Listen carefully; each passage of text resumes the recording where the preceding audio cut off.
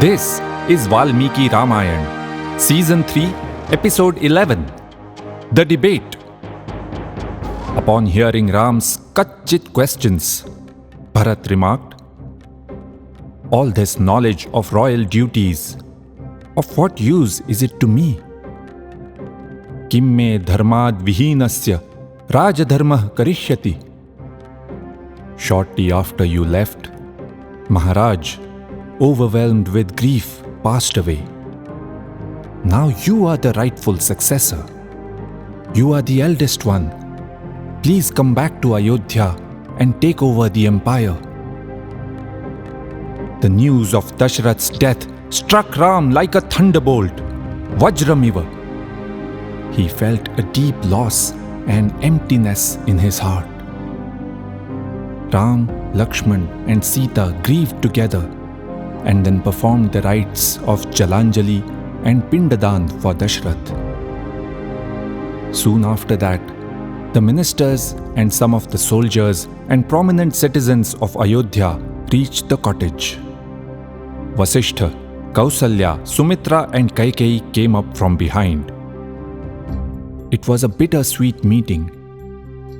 They were happy to see Ram, Lakshman and Sita, but distressed upon seeing the hardships the three were having to suffer. And then everyone sat down to discuss the matter for which they had come here. The people looked towards Bharat.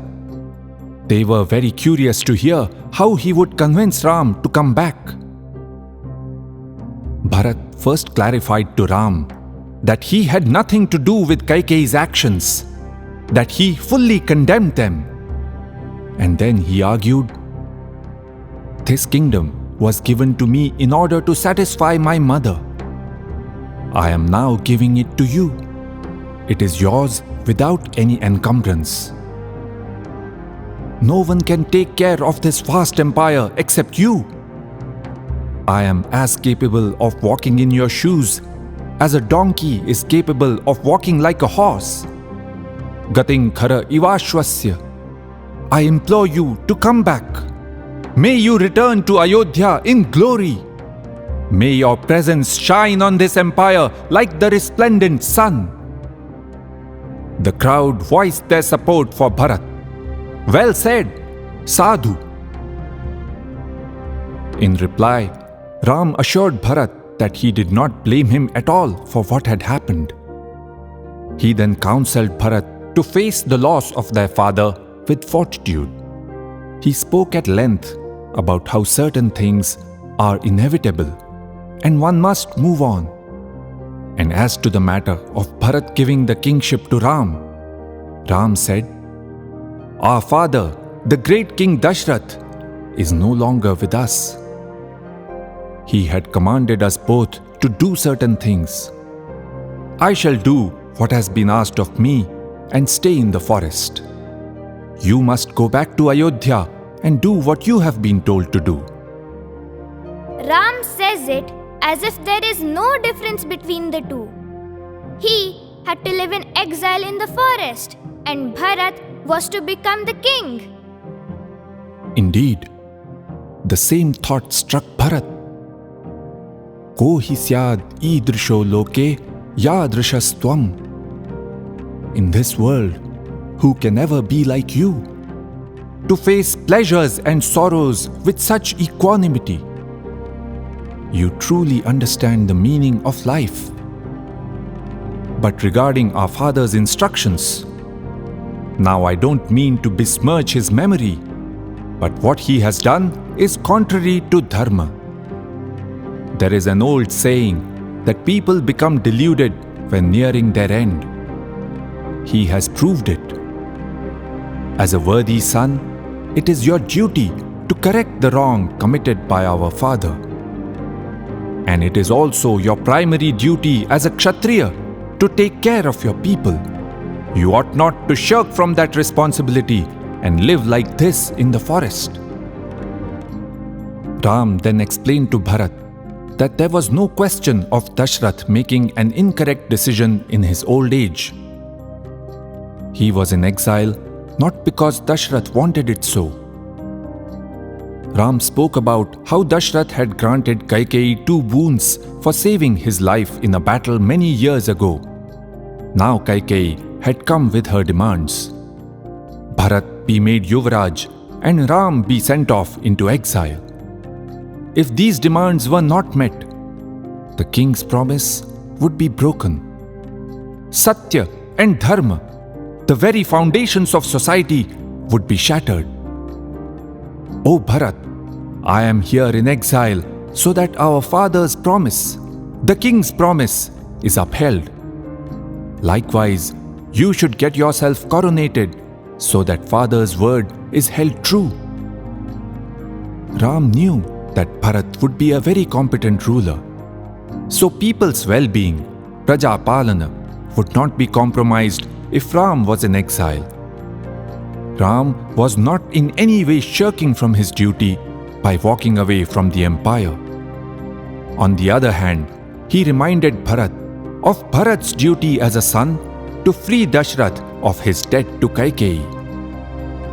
At this point, sage Jabali interjected, Ram, you are intelligent, but what you say is plain nonsense.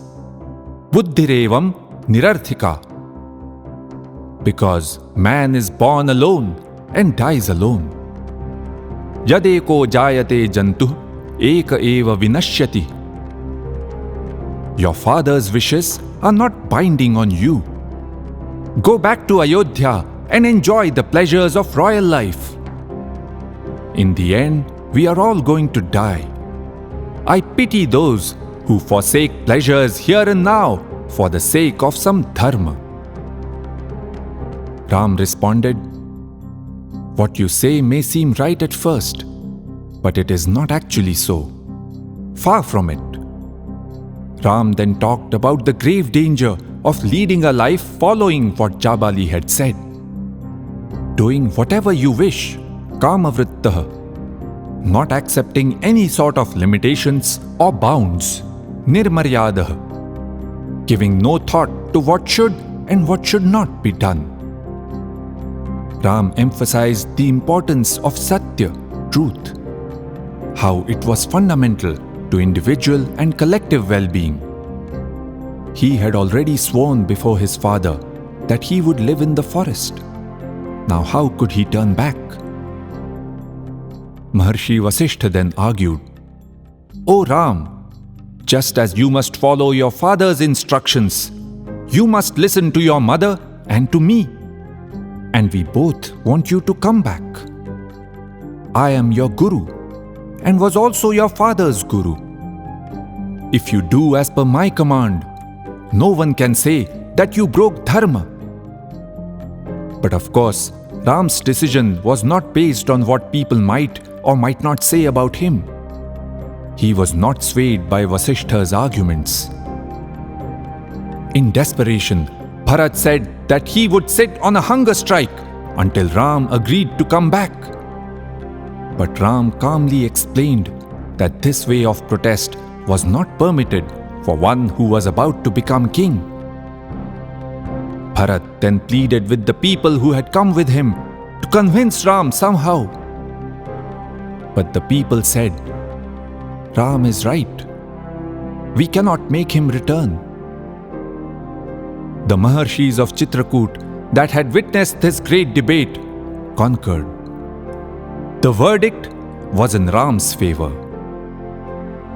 Upon hearing their words, Ram was pleased and Bharat was left trembling. Ramah hladitah trastagatrastu Bharatah. How incredible! Two princes, Ram and Bharat, arguing that the other is the rightful successor to the empire. Arguments based purely on what is the right thing to do. Personal benefit is not considered at all. Not a trace of any lust for power. The winner gets 14 years in exile and is pleased. The loser gets the empire and is left despondent and trembling. And we are left shaking our heads. amazing.